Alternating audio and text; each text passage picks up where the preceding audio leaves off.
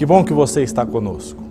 Que bom que você veio participar dessa série especial durante a Semana Santa. A série que nós vamos falar sobre as 7 últimas frases de Jesus. Vamos abrir a palavra de Deus, afinal de contas, nós viemos aqui para juntos estudarmos a palavra de Deus. Se você puder pegar a sua Bíblia e estar com a sua Bíblia em mãos, é muito importante nesse momento.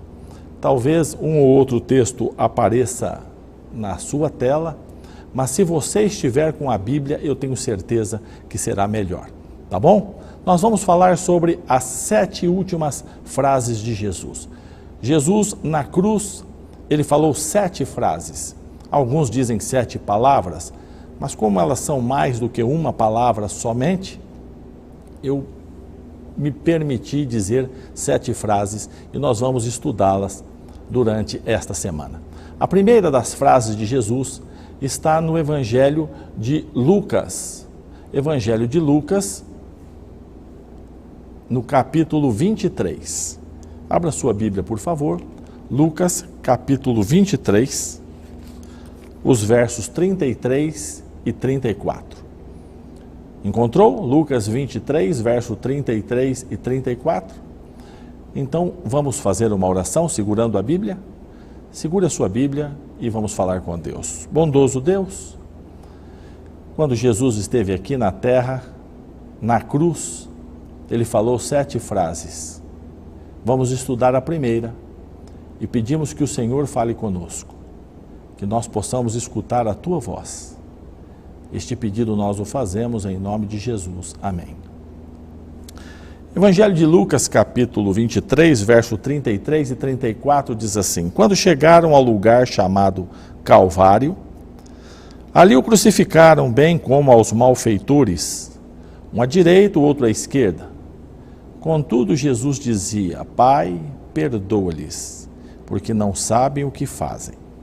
Então, repartindo as vestes dele, lançaram sorte.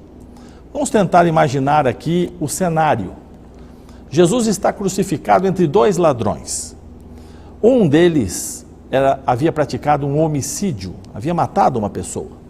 O outro, sedição, havia levado o povo a se revoltar contra o Império Romano. E no meio de 2 malfeitores, de 2 ladrões, um inocente.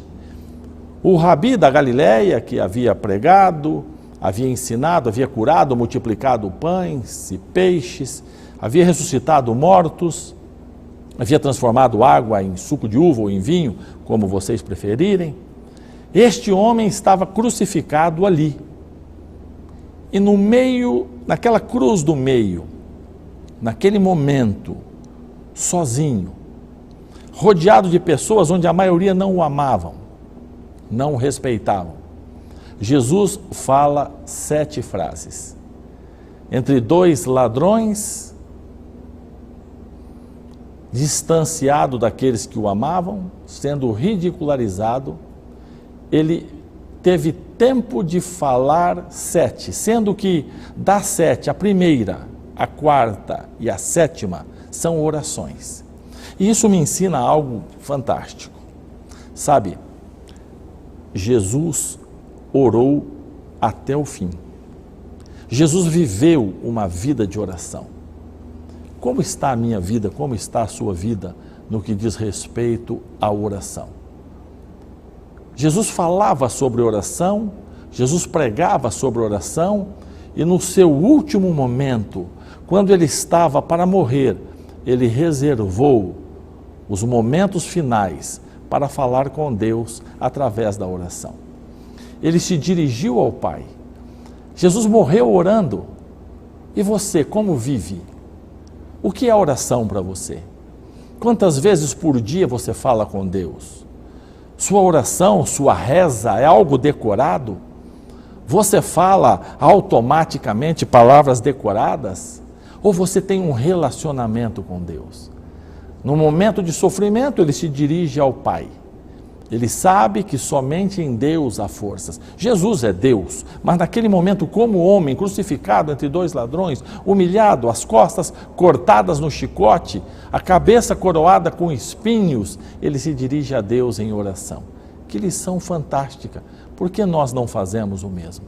Ele tinha uma vida de dependência do Pai. Jesus, quando esteve nesta terra, mais de uma vez, ele pediu a Deus que fizesse o milagre, sendo ele Deus e podendo fazer o milagre, mas querendo nos ensinar, a mim e a você, dependência de Deus. Ele viveu a dependência do Pai. Era como o pai segurando a mão do filho. Lembro quando, menino, que às vezes meu pai me dizia: quando você for pai, você vai entender. E eu pensava e dizia: esse negócio de quando for pai, você vai entender. Que bobagem, né? Eu entendo agora, eu percebo tudo, eu entendo tudo, eu sei tudo. Os filhos às vezes pensam assim. E não compreendi a essência de ser pai. Quando nasceram meus filhos, eu entendi aquilo que meu pai me dizia. Hoje eu digo as mesmas coisas, as mesmas palavras para meus filhos. Quando vocês forem pais, vocês vão entender. E às vezes eu percebo um sorriso no rosto deles, o mesmo que eu dava lá atrás, dizendo assim: eu já entendo hoje, eu já sei tudo. Mas a dependência que nós devemos ter de Deus é a dependência de um bebê. Um bebê dependendo de seu pai. Jesus viveu essa dependência. No meio dos problemas, quando ele teve problemas, os olhos estavam no Pai. Onde estão os seus olhos no meio dos problemas?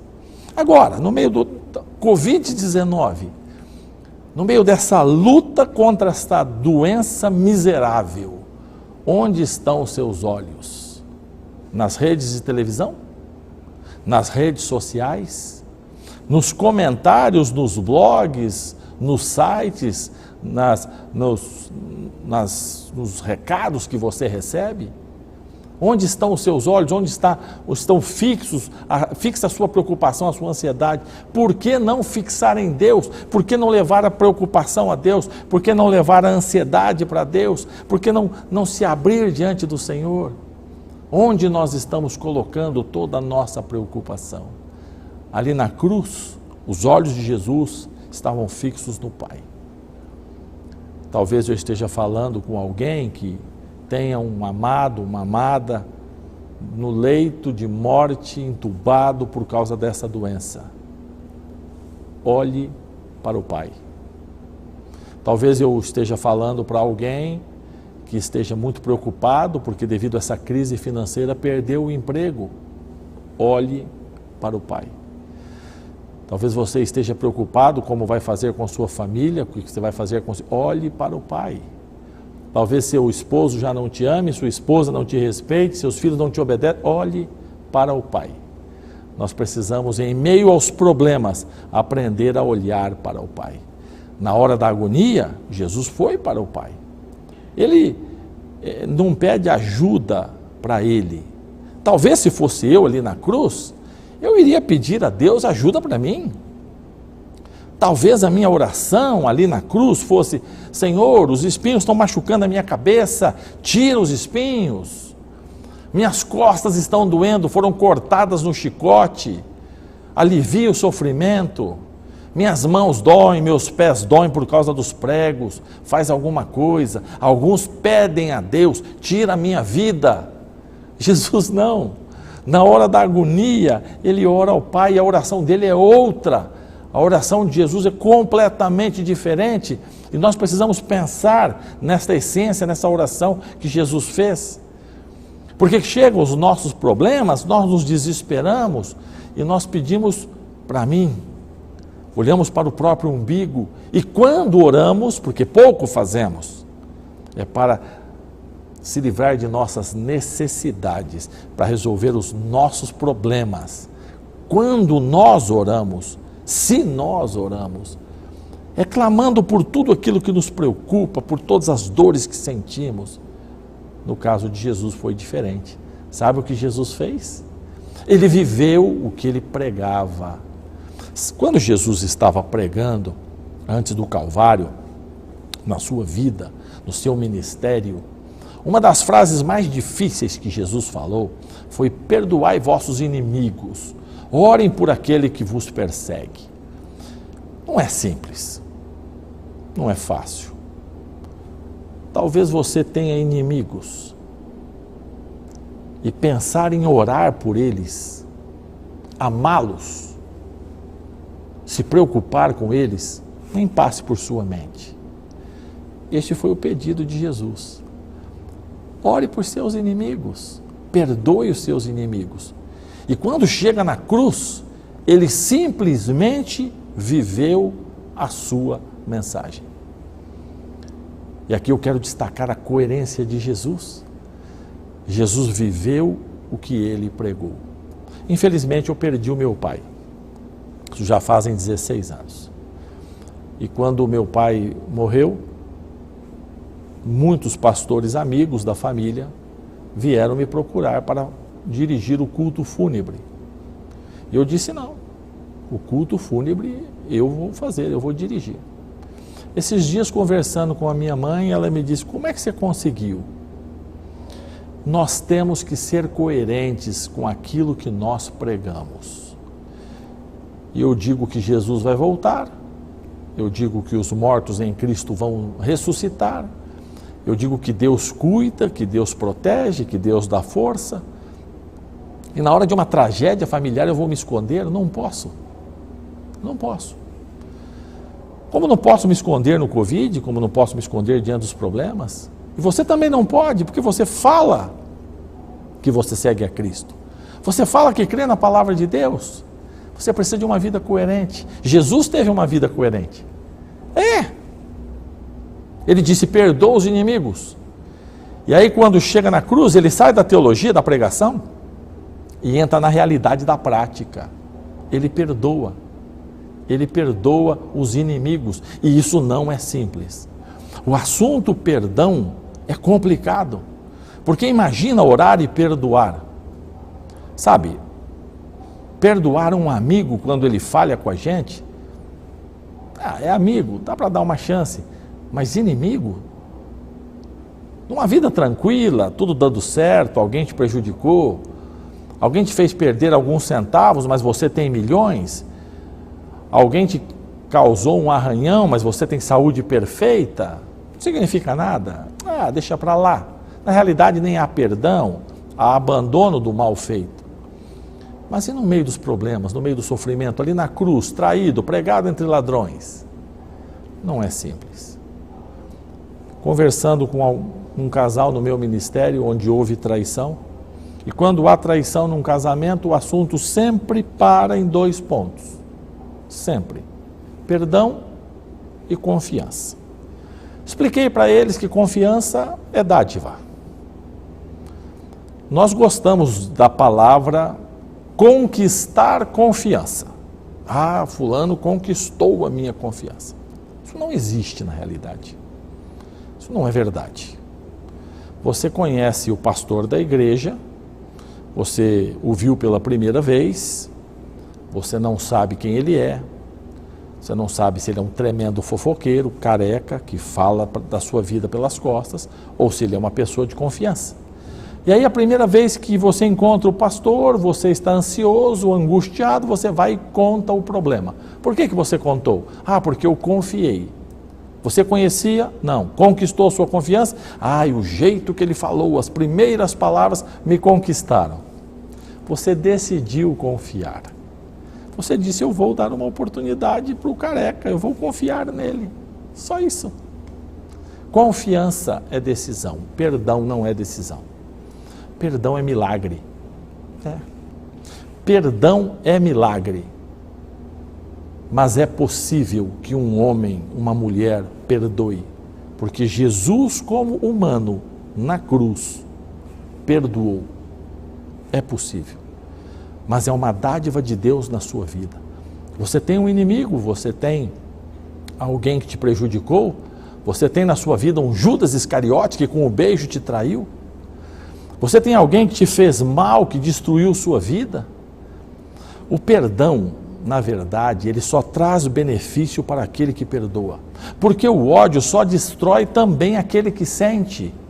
Eu odeio uma pessoa por não sei o motivo, a pessoa não sabe que eu odeio, isso não muda a vida dele, ele levanta de manhã, vai trabalhar, eu é que fico com o coração disparado, com a boca seca, rilhando os dentes, apertando a mão quando vejo a pessoa. Ela realmente não sente nada. Quando nós nos encontramos na rua, estraga o meu dia, não o dia dela. Quando eu chego no trabalho e vejo a pessoa lá no escritório, sou eu que fico desesperado, me escabelando. No meu caso não tem nem como se descabelar. Mas a pessoa não sente nada. Ela continua fazendo o trabalho dela porque o ódio só faz mal para aquele que sente. Odiar uma pessoa só faz mal para você, só adoece em você. Quando você dá o perdão, você se liberta de tudo isso. Aquela pessoa não te incomoda, sua saúde não é mais destruída por ela, você tem uma vida diferente. Se você tem um Judas na sua vida, um Judas Iscariotes que te trai, que te entrega por 30 moedas, ou que te fez um mal maior, eu não sei se alguém pode fazer a você ou a mim um mal maior do que foi feito a Jesus Cristo, porque eu sou mau, você também é mau, somos todos pecadores miseráveis. E o que fazem para nós, muitas vezes, são resultados de nossas próprias atitudes, porém Jesus não. Jesus era puro, era santo, é puro, é santo. Estou falando ali naquele momento como homem, foi traído. Se algum Judas um dia te fez um mal, te entregou por 30 moedas, precisa perdoar. Alguém disse para mim um dia, eu não vou para o céu se fulano for. O céu não será assim. Tem o cantinho do Júlio e tem o cantinho do inimigo do Júlio, porque eles não podem coexistir. O céu é para todos. Mas se fulano for, eu prefiro não ir. E eu escutei isso de algumas vezes, já escutei de algumas pessoas, várias vezes, e eu fico pensando, o que Jesus significa para ela? O que o sacrifício de Jesus significa? O que a salvação significa? O que a graça e a misericórdia significa? Nada. Nada. Porque um ódio, um rancor guardado no coração significa muito mais. É valorizado muito mais. O perdão é uma necessidade na minha vida e na sua vida. Pastor, quando o senhor fala assim, a minha vontade é desligar o celular, sair da frente do tablet, desligar a televisão e não escutá-lo mais. Eu sei. Eu sei que quando fala em perdão, a gente olha para o lado, alguns se aborrecem e dizem, mas não sabe o que foi feito contra mim. O senhor não sabe o mal que me foi feito. Alguém um dia, por onde eu trabalhei nesses 29 anos de ministério, me procurou e disse, pastor, eu tenho uma mágoa, meu coração, eu não posso ouvir o nome da pessoa. E eu vi, um dia, eu falei o nome da pessoa, e o magoado, a magoada, a pessoa que sofria, ficou pálida e começou a tremer. E eu olhei e falei, será que a pressão abaixou? O que aconteceu? Aí alguém me soprou e disse, olha, não pode falar em nome de fulano. Fulano fez mal a essa pessoa como você não imagina. E quando eu escutei a história, realmente o que um fez contra o outro foi assim devastador. Foi algo que, isso há quase 30 anos atrás, se fosse hoje, pegaria prisão por muitos e muitos anos. Mas não aconteceu nada. A pessoa estava doente emocionalmente, doente fisicamente, devido a toda a mágoa sofrida. Eu fiquei calado por um tempo, mas me incomodava. Este ódio vai fazer mal para a salvação daquela pessoa. E o Espírito Santo dizia, vai lá e avisa. E eu lutei com Deus várias vezes, eu digo, eu não vou falar nada. Eu vou lá falar o quê? Eu não vou me meter na vida do outro. E o Espírito Santo dizia assim, você é pastor. Eu dizia, pastor há pouco tempo. Eu não sou pastor há muito tempo. E a voz dizia, não interessa, a responsabilidade é sua. Vá falar. E tanto Deus insistiu comigo que um dia eu sentei com a pessoa e disse, senta aí, vamos conversar. Você odeia fulano de tal. E a pessoa abaixou a cabeça, fechou a mão, trincou os dentes, uma lágrima escorreu dos olhos e olhou para mim com os olhos cheios de lágrimas e disse assim, você vai mandar eu perdoar, não tem como. E ali começou a derramar todo aquele lixo que havia. E eu escutei, quando terminou, eu disse assim, não, eu não vim falar para você perdoar. Então pode falar. Eu posso odiar? Não, é decisão sua. Mas eu quero lhe fazer uma uma sugestão, uma oração. Não, eu não vou orar por fulano. Ok. Você vai orar para Deus, não é pelo fulano, e nem para o fulano. O que eu vou orar? Você vai orar assim: Senhor, me ajude a pensar na possibilidade. Então já joga para frente, lá para o futuro. Pensar na possibilidade de um dia, mais para frente, mais alguns anos, pensar na possibilidade, mais à frente, de um dia, pensar em orar por aquela criatura miserável. A pessoa pensou bastante, analisou com carinho, e disse, essa oração dá para fazer, porque eu nunca vou orar por ele mesmo. Colocou tão na frente que eu já vou ter morrido. Como é que é a oração mesmo? Pensar na possibilidade de um dia, pensar na possibilidade de um dia, pensar em orar pelo fulano. Faço. Essa eu faço. Então faça. Fui embora. A pessoa começou a orar. Depois de alguns meses, a oração mudou. A oração era pensar na possibilidade de um dia pensar na possibilidade de orar. Passou para pensar na possibilidade de um dia pensar em orar. Depois passou de pensar na possibilidade de um dia orar. Depois passou para pensar na possibilidade de orar. E depois de 1 ano e pouco, ela estava orando pelo outro. Algum tempo depois, esta outra pessoa foi acusada injustamente de um crime, e este crime o levaria à cadeia. O crime era de ter molestado uma criança. E isso movimentou com toda a comunidade e a pessoa seria presa. E o álibi da pessoa para não ser presa é que no dia tal, no horário tal, onde era acusado de molestar a criança, ele estava em uma padaria.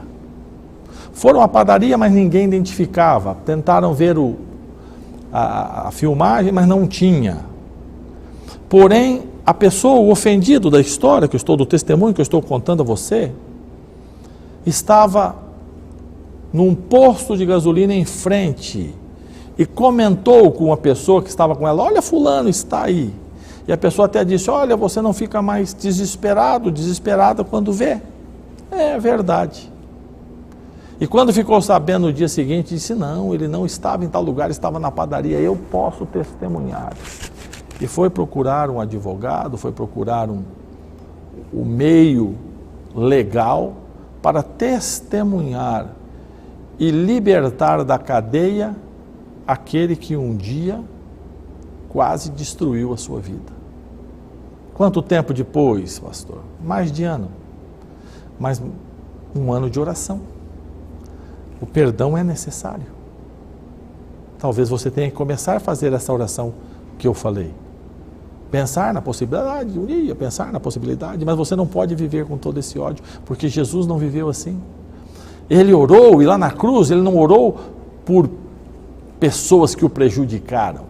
Ele orou pelos piores, porque Jesus não está orando pelos ladrões somente, mas Jesus está orando pelo sumo sacerdote que o condenou, Jesus está orando por Pilatos, por Anás e Caifás, Jesus está orando por soldados que cortaram suas costas no chicote, Jesus está orando por homens que o coroaram com uma coroa de espinhos e pegavam um bastão, um pedaço de madeira ou de bambu e batiam em sua cabeça, que o escarneceram, que cuspiram no seu rosto, ele com os olhos vendados, que pregaram as suas mãos na cruz. Por esses Jesus orava. E mais, além de orar pelos piores, Jesus ainda diz que eles não sabiam. Volte o texto, olha a oração de Jesus. Pai, perdoa. Por que que perdoa? É como se fosse um diálogo. O filho diz, pai, perdoa. E o pai pergunta, mas perdoa por quê? Eles te espancaram, cuspiram, humilharam. Qual foi a resposta de Jesus? Eles não sabem o que eles estão fazendo. Eles não sabem o que eles fizeram. Perdoa porque eles não sabem o que eles fazem. Jesus perdoou na cruz. Essa é uma lição. Jesus orou na cruz. Isso é uma outra lição. E esta lição da oração eu quero que você leve hoje com você. Talvez você tenha alguém na sua família, algum filho, marido, esposa, pai, mãe, alguém que você se preocupa e às vezes você pensa em desistir de orar. Não desista. Jesus começou e continuou e orou e orou e orou e no momento mais difícil clamou por perdão. Pediu que eles fossem perdoados. Eles não sabiam o que estavam fazendo. Eu e você não podemos desistir da oração. Talvez nessa noite você tenha ligado o seu celular esperando falarmos sobre a morte de Jesus. E ao invés de ouvir falar da morte de Jesus, você ouviu sobre o perdão. Você ouviu sobre a oração. Você ouviu sobre o sofrimento de Cristo na cruz do Calvário, buscando a salvação, perdoando, clamando por misericórdia, por pessoas ruins como eu e você. Nós não somos bons. Talvez você sorria por dentro e diga: o pastor não sabe, eu sou um excelente marido, eu sou uma excelente mãe, um excelente pai. Não é. Não somos. Nós somos miseráveis pecadores. A Bíblia diz que aquilo que nós tentamos fazer de bom são como trapos imundos. Na realidade, nós somos carentes demais da misericórdia e da salvação. Eu quero convidar você a fazer uma oração. Nós vamos ouvir uma música e durante esta música você vai orar. E qual oração eu faço, pastor? Peça que Jesus continue intercedendo por você. Clame nessa noite pelo perdão que Jesus ofereceu na cruz, por pecadores como nós. Clame, peça ao Pai que Ele te perdoe. E peça também que Ele te dê forças para perdoar. Faça essa oração durante esta música que você vai ouvir. E no final da música, eu oro com você. Ouça o hino que será cantado agora.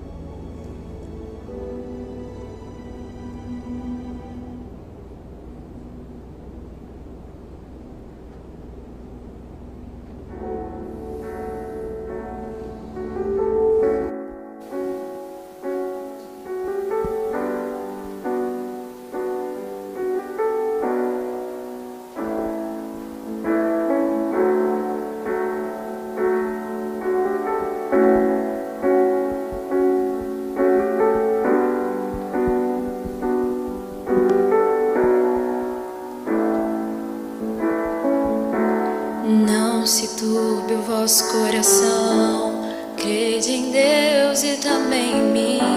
Na casa de meu Pai há muitas moradas. Se não fosse assim, eu não teria dito: vou preparar-vos um lugar. Eu virei, vos levarei para mim mesmo. Vós conheceis o caminho para onde eu vou. Eu sou o caminho, a verdade e a vida.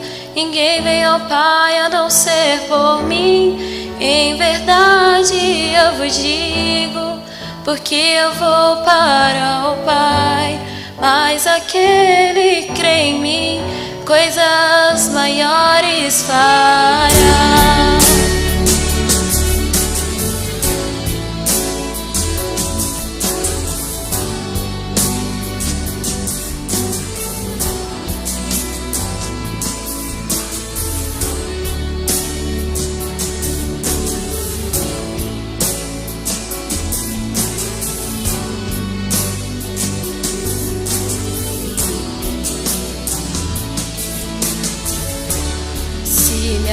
amares verdadeiramente, guardareis os meus mandamentos. Eu rogarei ao Pai e Ele vos dará o Consolador, o Espírito da verdade, que o mundo não pode receber, mas Ele habita em vós e estará em vós para sempre. Aquele que tem os meus mandamentos e os guarda, esse é o que me ama. E se alguém me amar, será amado por meu Pai. Eu também o amarei e me manifestarei a Ele.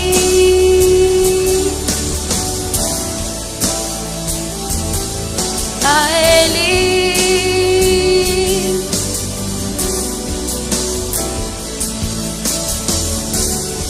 Quero te amar mais, Senhor.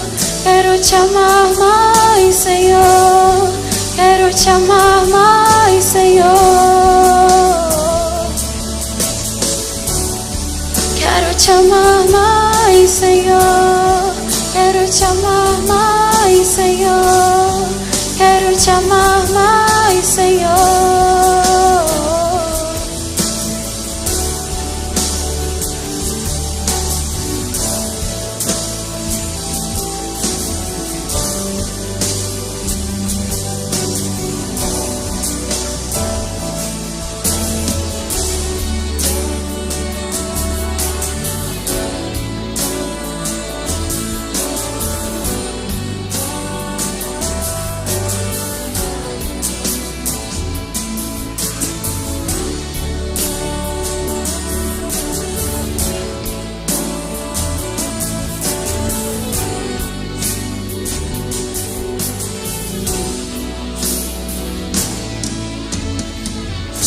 Amém.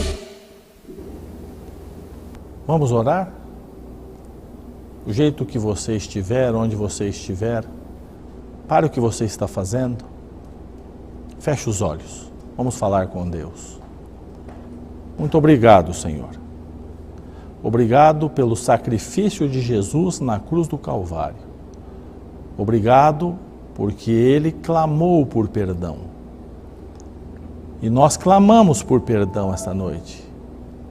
Perdoa-nos e ajuda-nos a perdoar aqueles que nos ofenderam. Dá-nos uma noite de descanso reparador e permita-nos amanhã, mais uma vez, adorá-lo, em nome de Jesus. Amém. Muito obrigado porque você veio. Muito obrigado porque você esteve conosco essa noite.